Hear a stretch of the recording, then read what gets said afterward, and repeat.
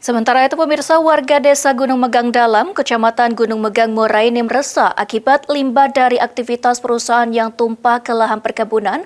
Warga meminta agar PT bertanggung jawab akibat limbah mengurangi produktivitas kebun. Kebun aing ini banjir.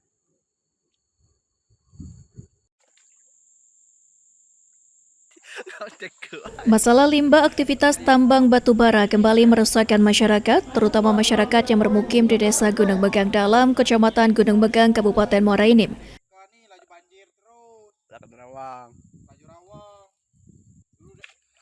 Warga yang memiliki kebun yang tidak jauh dari aktivitas tambang batubara milik suatu perusahaan mengeluh lantaran sisa hasil produksi batubara menyebar ke perkebunannya.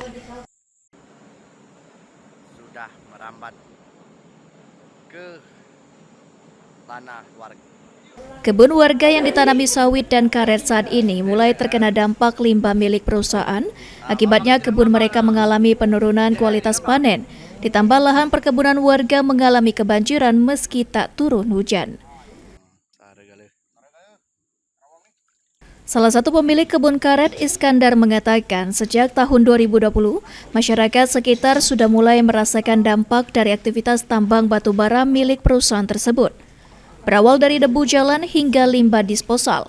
Akibatnya, limbah aktivitas tambang sejumlah kebun milik warga mulai tercemar limbah. Menggenangi lahan perkebunan berpengaruh terhadap produktivitas kebun dan penurunan kualitas hasil panen karet. Ini banjir. 2020 saya merasakan dampaknya. Harapan saya RMK bertanggung jawab terhadap menurunnya produktivitas kebun saya dan tercemarnya lingkungan. Masyarakat sekitar dan pemilik kebun meminta agar pihak perusahaan bisa menyelesaikan permasalahan tersebut.